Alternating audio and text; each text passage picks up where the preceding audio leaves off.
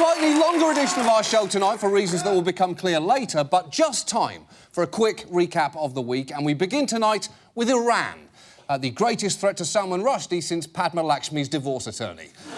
All week long, the world's attention was focused on the Iranian nuclear talks taking place in Switzerland. And for much of the week, we only had tantalising glimpses of some of the main players.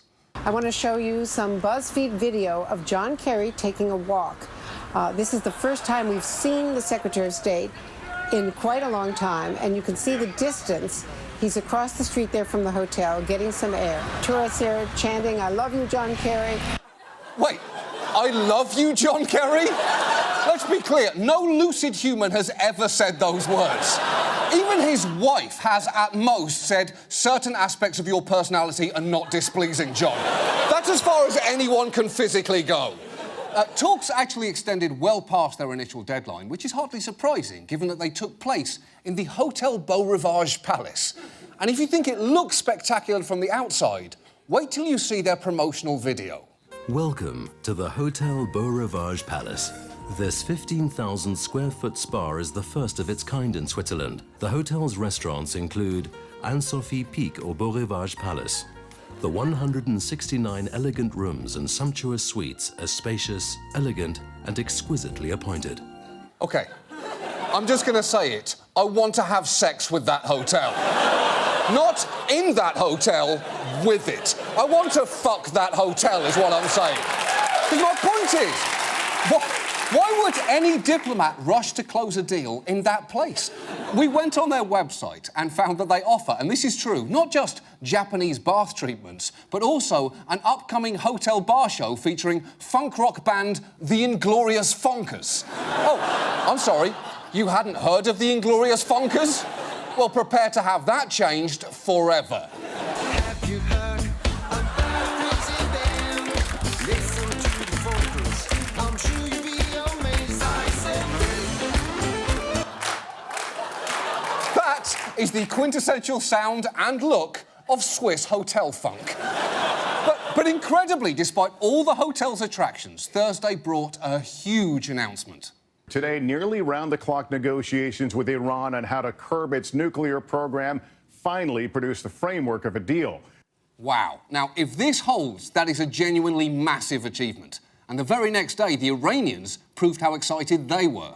After marathon negotiations, Iran's foreign minister, Jawad Zarif, arrived home a hero, especially among the young who hope the nuclear deal will bring their country in from the cold. At Friday prayers, there was the usual chant of death to America, but more habit than conviction. Well, that's good, I guess. More habits than conviction. You know, like an atheist saying, "God bless you" when you sneeze, or Billy Joel singing Piano Man. You know that song is just mouth noises to him at this point. Now, but before we all get too excited, I should point out that this deal is not technically a deal yet. Our work is not yet done. The deal has not been signed. Between now and the end of June, the negotiators will continue to work through the details of how this framework will be fully implemented, and those details matter. And look, that won't be easy, but just think of how incredible it'll be if they do it. Just picture the scene. They're at the Hotel Beau Rivage Palace. They've just signed a historic deal. It's May the 7th, and drifting up from the hotel bar is this sound.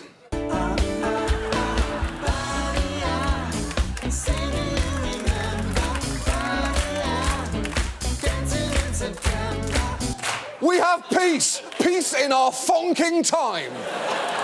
Moving on to Nigeria, the country whose prince is going to be sending you some of that money he owes any day now. After weeks of delay due to Boko Haram, last weekend Nigeria finally held their election. Nigeria has a new president. The opposition candidate, retired Major General Muhammadu Buhari, defeating incumbent Goodluck Jonathan. Jonathan issued a statement thanking Nigerians for the, quote, great opportunity to lead the country. OK, thanking people for the great opportunity is a weird tone for a world leader, because he sounds more like a temp who's leaving after covering someone's maternity leave. Thanks for this great opportunity. Keep my resume on file in case Linda gets pregnant again. Now, who here can tell me my name? Good Luck Jonathan leaves behind a mixed legacy, but the very fact he conceded is actually a major step forward for Nigerian democracy, because this election was something of a milestone for them. This was the first real contest in Nigeria's history, which is riddled with coups and rigged elections. But with a truly independent electoral commission and the introduction of electronic voter registration, a lid was kept on any fraud, and the power of the people won through. That's absolutely fantastic, because whilst they've supposedly had democratic elections before, and they did look a lot like the real thing, they weren't quite it. Much like Imitation Crab or Dave Franco. Just not quite what you were promised. So, Nigeria's new leader will be Muhammadu Buhari, and we actually have some inkling of how he may be as a leader, because he's done it before. After Buhari last took power in a coup in 1983, he brutally attacked corruption, setting up military tribunals, executing drug dealers publicly, and punishing bureaucrats who arrived late for work, forcing them to do squats. That's actually true. His government literally forced civil servants, young and old, to do squat jumps as punishment, something that looks like this. Which means in the past, he's basically been the military dictator version of Jillian Michaels. Bend your knees or I'm gonna break them with this pole. You're not acting strong, you're acting pathetic. Get the up!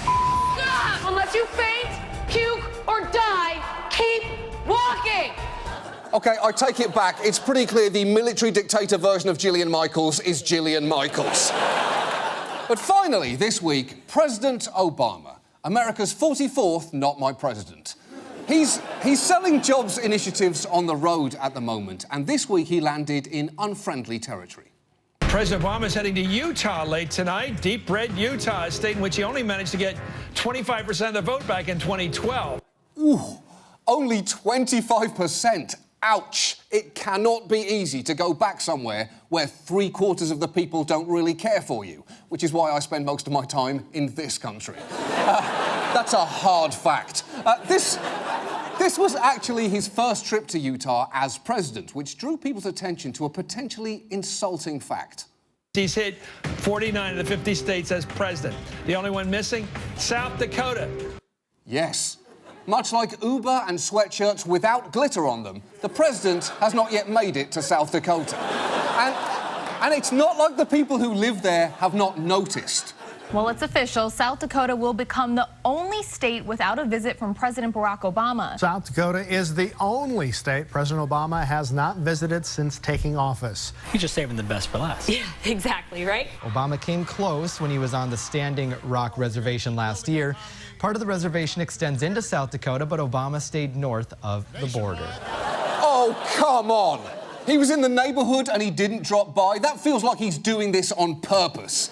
The only thing more insulting than that would be if he does go, but does it inside a giant plastic bubble. I'm not technically here, I'm not touching anything, this doesn't count as a visit. But maybe my favourite detail from South Dakota's coverage is how one anchor tried to segue into some more positive news. It's unclear how soon Obama will visit South Dakota, but with 21 months left on his term, he does have plenty of time. Last week, the Denny Sanford Premier Center officials announced Rod Stewart will perform Saturday, July 25th in Sioux Falls. That doesn't make it better, South Dakota. A night with Rod Stewart is only a proper consolation prize if your original goal was to have sex with Peter Gabriel. And it's not like the people of South Dakota haven't been trying to lure the president. Their Secretary of Tourism even wrote to him in 2013, inviting him to visit, pointing out his wife and daughters had visited Mount Rushmore and saying ominously, "Now it is your turn." This is all just getting so desperate. And you haven't even seen their latest tourism ad. Mr. President, South Dakota's a beautiful historic state. So why on earth won't you visit us? You can see all South Dakota's amazing attractions. The Corn Palace, Wall Drug, that crazy horse monument that we're gonna try to finish real soon, the Corn Palace again. We got some reptile gardens people seem to like, and of course, the Corn Palace. That's like 6 different things. Plus, if you come, you can meet some real nice people. There's Gus, who closes the Buffalo Gate at dusk. Stay put, you crazy buffaloes. There's Tony, who rides his bike and points at squirrels. And we got hobo George R.R. Martin. come on, Mr. President. Sure, we didn't vote for you either time, but we love presidents so much, we carved them into a mountain and even have a whole wax museum devoted to you guys. You can see a Jimmy Carter that will haunt your dreams. George W. Bush at Ground Zero, which I guess we thought was appropriate. And we think this is Bill Clinton, but no one's entirely sure. And don't forget, you can see Rod Stewart. So we got that going for us. Come on, Mr. President. I mean, for crying out loud, you've been to Montana. That state's nothing but barbed wire fences and goat fuckers. Oh, I'm sorry. I shouldn't have said that. It's definitely true, but we still shouldn't have said it. The point is, please come to South Dakota, Mr. President. South Dakota. If you close your eyes, you can pretend it's North Dakota. Moving on. Our main story tonight is government surveillance, and I realise most people would rather have a conversation about literally any other topic, including, is my smartphone giving me cancer, to which the answer is probably, or do goldfish suffer from depression, to which the answer is yes, but very briefly.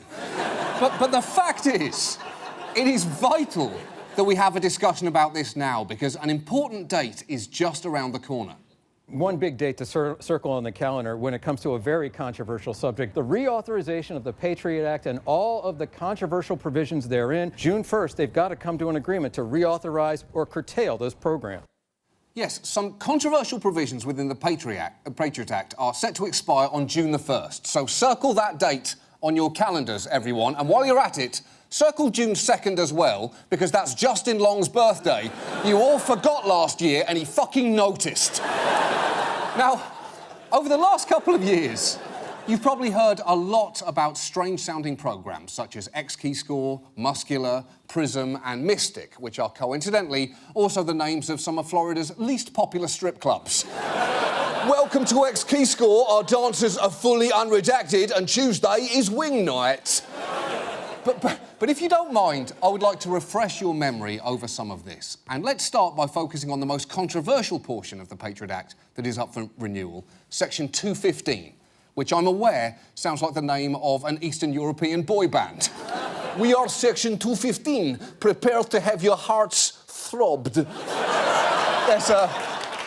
the cute one, the bad boy, the one who strangled a potato farmer, and the one without an iron deficiency. They're incredible.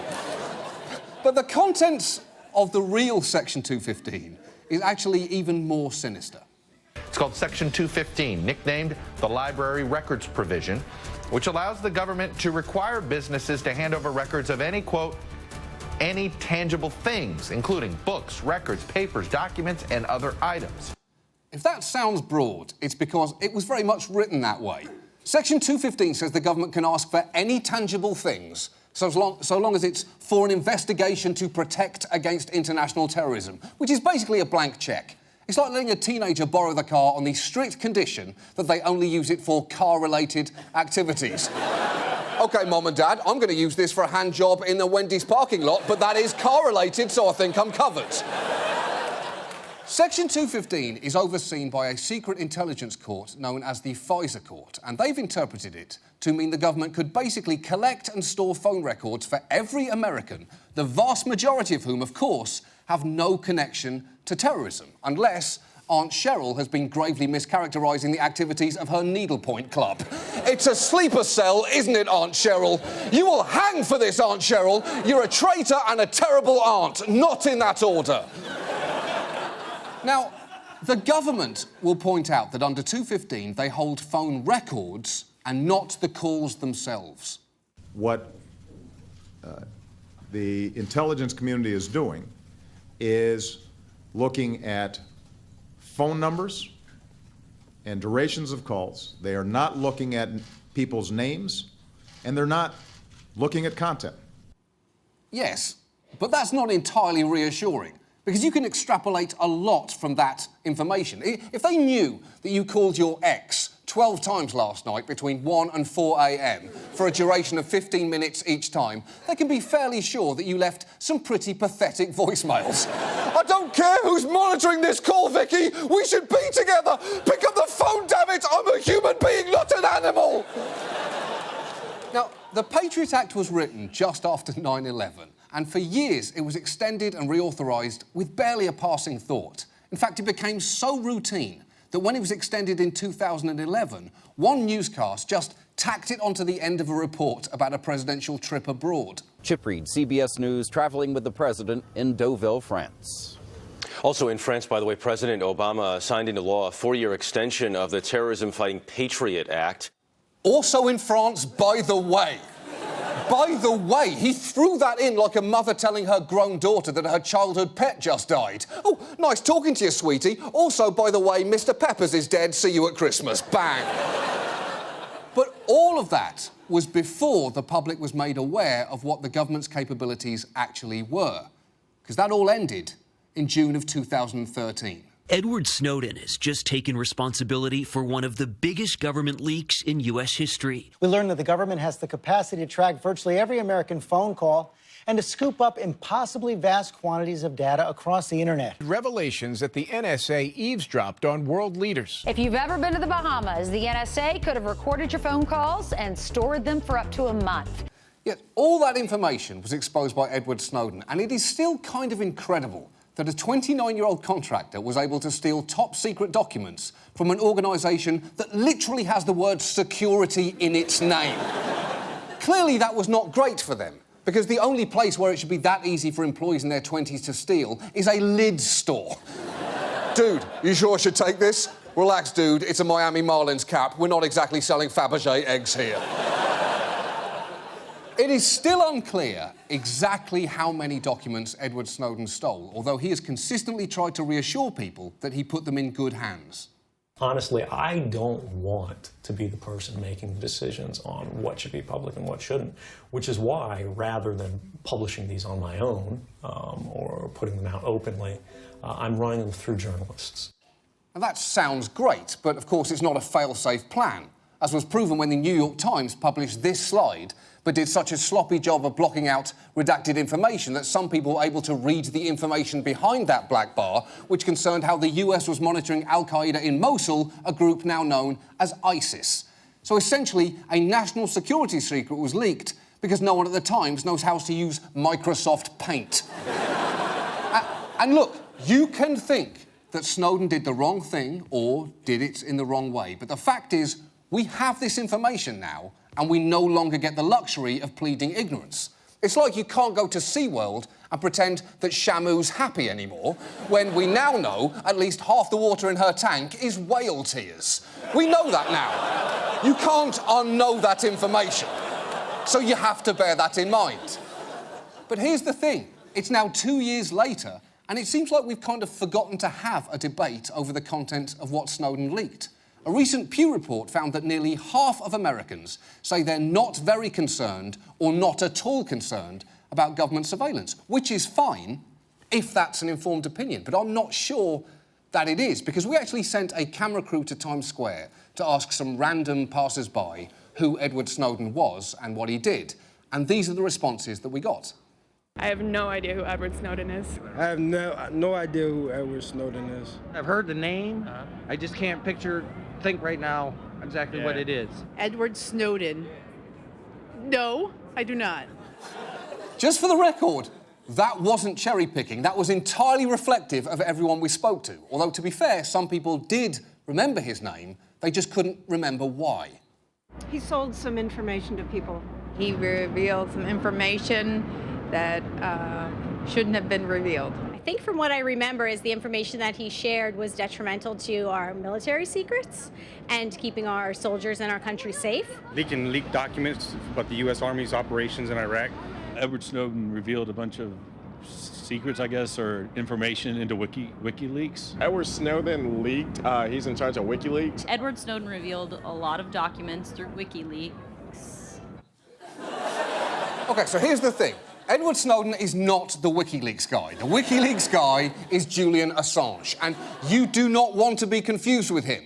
Partly because he was far less careful than Snowden in what he released and how, and partly because he resembles a sandwich bag full of biscuit dough wearing a Stevie Nicks wig. And that is critical. Julian Assange is not a likeable man. Even Benedict Cumberbatch could not make him likeable. He's uncumberbatchable. That was supposed to be physically impossible. But I don't blame people for being confused. We've been looking at this story for the last 2 weeks, and it is hard to get your head around. Not just because there are so many complicated programs to keep track of, but also because there are no easy answers here. We all naturally want perfect privacy and perfect safety. But those two things cannot coexist. It's like how you can't have a badass pet falcon and an adorable pet vole named Herbert. Either you have to lose one of them, which obviously you don't want to do, or you have to accept some reasonable restrictions on both of them. Now, to be fair, the NSA will argue that just because they can do something doesn't mean they do it, and that there are restrictions on their operations, such as the FISA court, which must approve requests for foreign surveillance. But in 34 years, that court has approved over 35,000 applications and only rejected 12. Yes, much like Robert Durst's second wife, the FISA court is alarmingly accepting. Listen, Robert, I'm not going to ask you too many questions. I'm just going to give you the benefit of a doubt that you clearly don't deserve. At least tell him to blink and burp less. The burping might be the most troubling thing about that show. So maybe it is time for us to talk about where the limits should be. And the best place to start would be Section 215. Not just because it's the easiest to understand, but because there is widespread agreement it needs to be reformed. From the President to Ted Cruz to both the ACLU and the NRA to even the guy who wrote the thing in the first place. I was the principal author of the Patriot Act. I can say that without qualification. Congress never did intend to allow bulk collections when it passed Section 215, and no fair reading of the text would allow for this program. Think about that. He was the author. That's the legislative equivalent of Lewis Carroll seeing the teacups ride at Disneyland and saying, "This has to be reined in. No fair reading of my text would allow for this ride. You've turned my perfectly nice tale of psychedelic pedophilia into a garish vomitorium. This is not what I wanted."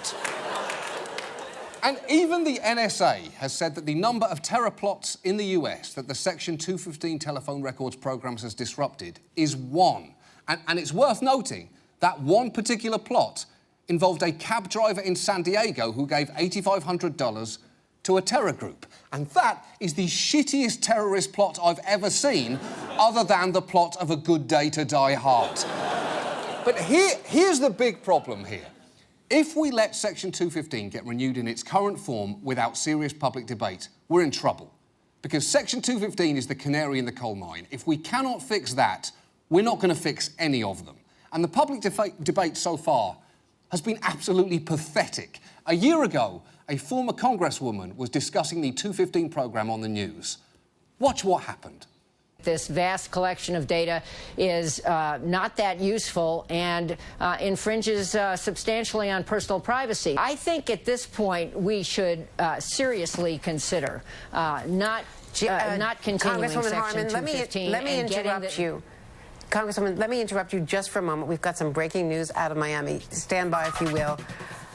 Right now in Miami, Justin Bieber has been arrested on a number of charges. The judge is reading the charges, including resisting arrest and driving under the influence. He's appearing now before the judge for his bond hearing. Let's watch. Actually, you know what?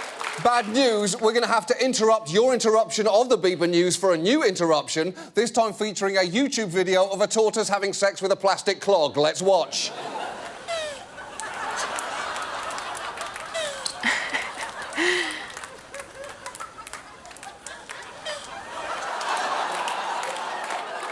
That is essentially the current tone of this vitally important debate. And again, I'm not saying this is an easy conversation, but we have to have it. I know this is confusing. And unfortunately, the most obvious person to talk to about this is Edward Snowden, but he currently lives in Russia, meaning if you wanted to ask him about any of these issues, you'd have to fly all the way there to do it, and it is not a pleasant flight. And the reason I know that is that last week I went to Russia to speak to Edward Snowden. and this is what happened. Yes, last week I spent 48 paranoid hours in Moscow, arguably the last place on Earth where you can find an overweight Joseph Stalin impersonator arguing with an unconvincing fake Lenin.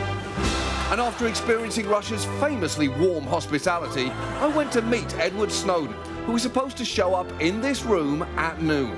However, at 5 minutes after the interview was scheduled to begin, I had a troubling thought. I don't know. You think he's coming? Yeah, he's coming. Because my argument is, why would he, when you think about it? I got 2,000 rubles that says he doesn't make it, without understanding how much that is.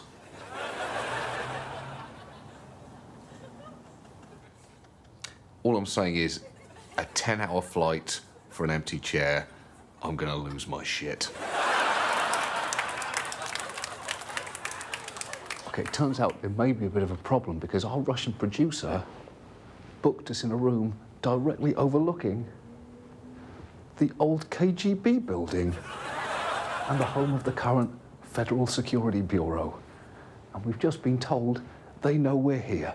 So, so that happened.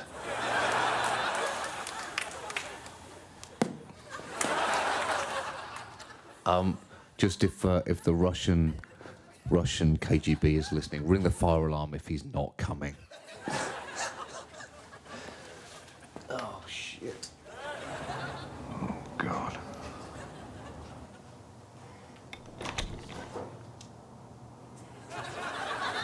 So sorry for the delay. It's fine. Holy shit! He actually came. Edward fucking Snowden. The most famous hero and/or traitor in recent American history.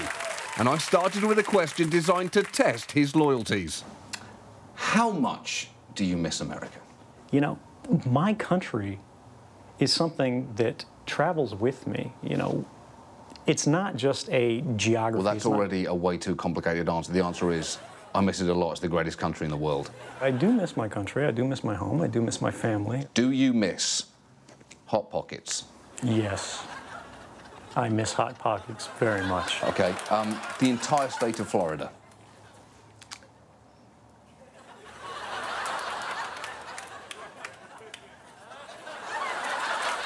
Let's just let that silence hang in the air.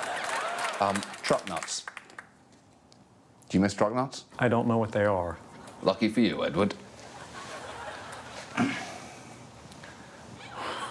Not just truck nuts, Stars and Stripes truck nuts. That is 2 balls of liberty in a freedom sack. You really thought ahead. Well, at least one of us did. You know, because of the quandary, the Kafkaesque nightmare that you're in. Okay, let's dive in.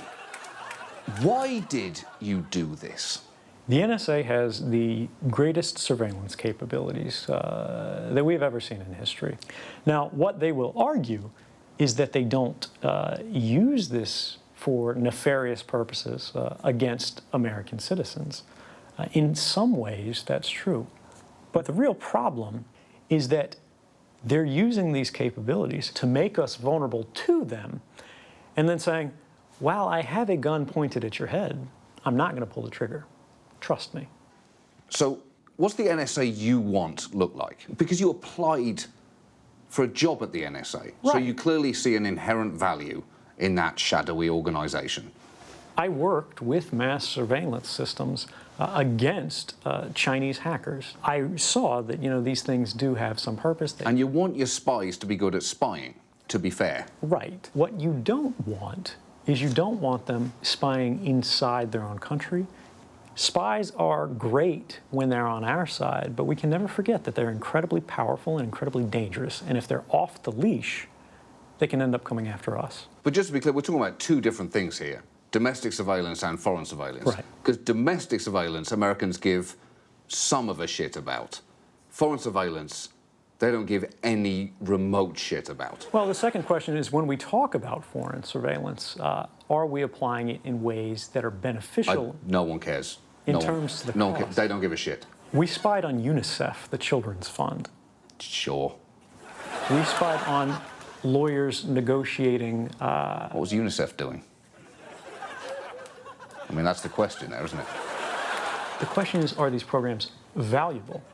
Are we going to be safer when we're spying on UNICEF and lawyers who are talking about the price of shrimp and clove cigarettes? I don't think people will say that's good. I think they'll say, I definitely don't care. Americans do not give a shit. I think you're right. About foreign surveillance. What some people do care about is whether Snowden considered the adverse consequences of leaking so much information at once. How many of those documents have you actually read? I've evaluated all of the documents that are in the archive. You've read every single one? Well, I do understand what I turned over. But there's a difference between understanding what's in the documents and reading what's in the documents. I recognize the concern. Right, because when you're handing over thousands of NSA documents, the last thing you want to do is read them. I think it's fair to be concerned about, did this person do enough? Were they careful enough? Especially when you're handling material like we know you're handling. Well, in my defense, I'm not handling anything anymore. That's been passed to the journalists, and they're using extraordinary security measures to make sure that this is reported in the most responsible way. But those are journalists with a lower technical skill set than you. That's true, but they do understand, just like you and I do, just how important it is to get this right. So the New York Times took a slide, didn't redact it properly, and in the end, it was possible for people to see that something was being used in Mosul on Al-Qaeda. That is a problem. Well, that's a fuck-up. It is a fuck-up, and these things do happen in reporting. In journalism, we have to accept that some mistakes will be made.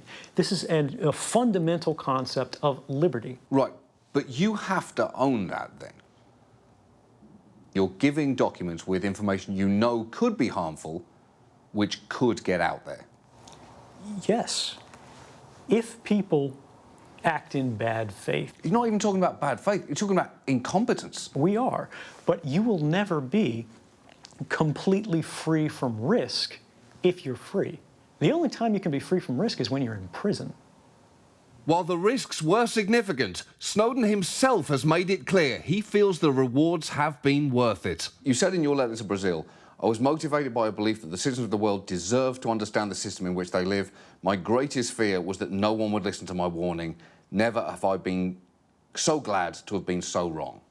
How did that feel? I was initially terrified that this was going to be a 3-day story. Everybody was going to forget about it. But when I saw that everybody around the world said, whoa, this is a problem. We have to do something about this. It felt like vindication. Even in America? Even in America. And I think we're seeing something amazing, which is if you ask the American people to make tough decisions, to confront tough issues, to think about hard problems, they'll actually surprise you.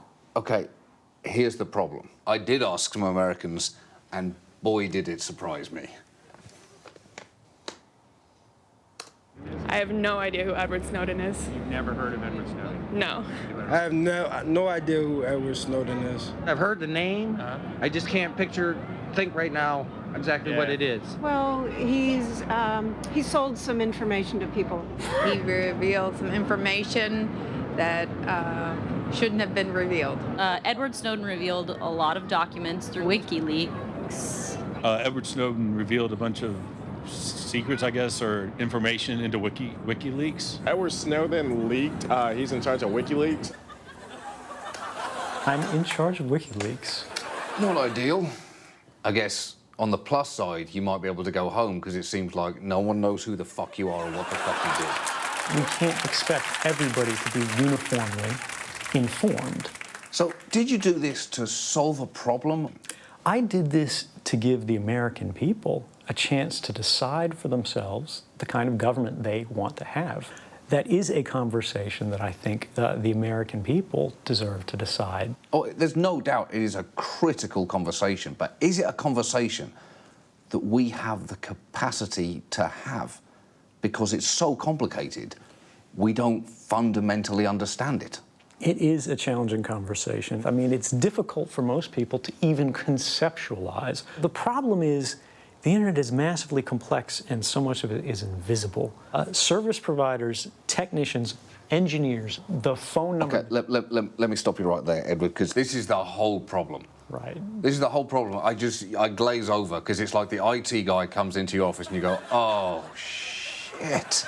In fairness... Oh, shit. Don't teach me anything. I don't want to learn. You smell like canned soup. It's a real challenge to figure out how do we communicate things that require sort of years and years of technical understanding and compress that into seconds of speech. So I'm sympathetic to the problem there. But the thing is, everything you did only matters if we have this conversation properly. So let me help you out there. You mentioned in an interview that the NSA was passing around naked photos of people. Yeah, this is something where it's not actually seen as a big deal in the culture of NSA because you see naked pictures all of the time. That terrifies people, because when we ask people about that, this is the response you get. The government should not be able to look at dick pictures. If the government was looking at a picture of Gordon's penis, I definitely feel it would be an invasion of my privacy. Yeah, if the government was looking at pictures of my penis, that would upset me. They should never, ever, the U.S. government, have a picture of my dick. If my husband sent me a picture of his penis and the government could access it, I would want that program to be shut down. I would want the dick pic program changed. I would also want the dick pic program changed. I think it would be terrific if the program could change. I would want it to be tweaked. I would want it to have clear and transparent laws that we knew about and that were communicated to us to understand what they were being used for or why they were being kept. Do you think that program exists? I don't think that program exists at all. No. No. No. No. If I had knowledge that the U.S. government had a picture of my dick, I would be very pissed off. Well, the good news is there's no program named the dick pic program. The bad news is they are still collecting everybody's information, including your dick pics. What's the over-under on that last guy having sent a dick pic recently? You don't need to guess. I'll show you. I did take a picture of my dick, and I sent it to a girl recently. This is the most visible line in the sand for people. Can they see my dick? So with that in mind, look inside that folder.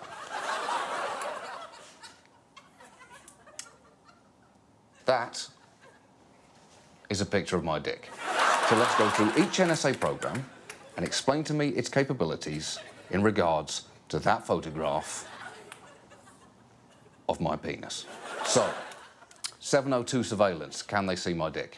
Yes. The FISA Amendments Act of 2008, which Section 702 falls under, allows the bulk collection of internet communications that are one-end foreign. Bulk collection, now we're talking about my dick.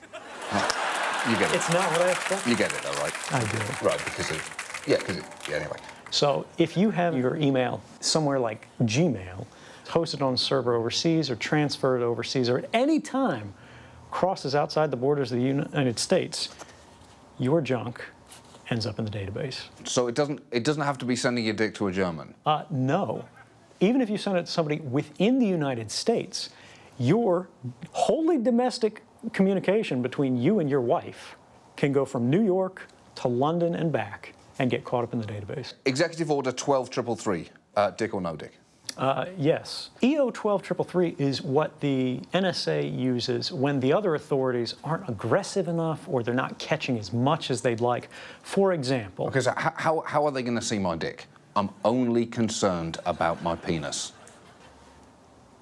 When you send your junk through Gmail, for example, that's stored on Google's servers. Google moves data from data center to data center, invisibly to you without your knowledge. Your data could be moved outside the borders of the United States temporarily. When your junk was passed by Gmail, the NSA caught a copy of that. Prism. Prism is how they pull your junk out of Google with Google's involvement. All of the different PRISM partners, people like Yahoo, Facebook, Google, the government deputizes them to be sort of their little surveillance sheriff. They're a dick sheriff. Correct. Upstream. Upstream is how they snatch your junk as it transits the internet. Okay, Mystic. If you're describing your junk on the phone, yes. But do they have the content of that junk call or just the duration of it? They have the content as well, but only for a few countries. If you are on vacation in the Bahamas, yes. And finally, and you need to remind yourself... No, I'm just not sure what to do with this. It's a lot of... Just hold on to it. It's a lot of responsibility. Yeah, it is a lot of responsibility. That's the whole point. Should I? No, you should absolutely not. And it's unbelievable that you would do that. Actually, it's entirely believable. 215 metadata. No. Good. But... Come on, Ed. They can probably tell who you're sharing your junk pictures with because they're seeing who you're texting with, who you're calling. If you called a penis enlargement centre at 3 in the morning and that call lasted 90 minutes? They would have a record of your phone number calling that phone number, which is a penis enlargement center. They would say they don't know it's a penis enlargement center, but of course they can look it up. Edward, if the American people understood this, they would be absolutely horrified. I guess I never thought about putting it in the context of your junk. Would a good takeaway from this be, until such time as we've sorted all of this out, just don't take pictures of your dick. Just don't do it anymore. No, if we do that, if we... Wait, hold on. What you're saying, no? Yeah. You should keep taking pictures of your dick. Yes, you shouldn't change your behavior because a government agency somewhere is doing the wrong thing. If we sacrifice our values because we're afraid, we don't care about those values very much. That is a pretty inspiring answer to the question, hey, why did you just send me a picture of your dick? Because I love America, that's why. So there you have it, America. All of us should now be equipped to have this vital debate. Because by June 1st, it is imperative we have a rational, adult conversation about whether our safety is worth living in a country of barely regulated, government-sanctioned dick sheriffs. And with my work here done, there was just time to take care of one more thing. Finally, congratulations on Citizen 4 winning the Oscar. I know you couldn't be at the ceremony for obvious reasons, so, Wow. I thought we'd celebrate ourselves. Cheers. Wow, that's that's really, really something. Thank you. You're welcome. What's the over-under on me getting back home safely? Well, if you weren't on the list before, you are now. Is that like is that like a joke, or is that actually possible? No, it's a real thing. You're associated now. OK, just to be clear, NSA, I never met this guy, so take me off your fucking list, because I do not want to get stuck in Russia. I want to go home, I want to go home, I want to go home, I want to go home. Now, just for the record, just so you know, we got in touch with the NSA, the National Security Council, and the White House, and we asked them to comment on the dick pic capabilities of each of the programmes Edward Snowden just discussed, which, incidentally, were some very fun emails to write to government agencies. They did not wish to comment on the record, and I can see why, for every possible reason. But that's it. That's our show. Thank you so much for watching. Thank you to Edward Snowden. We'll see you again next week. Good night.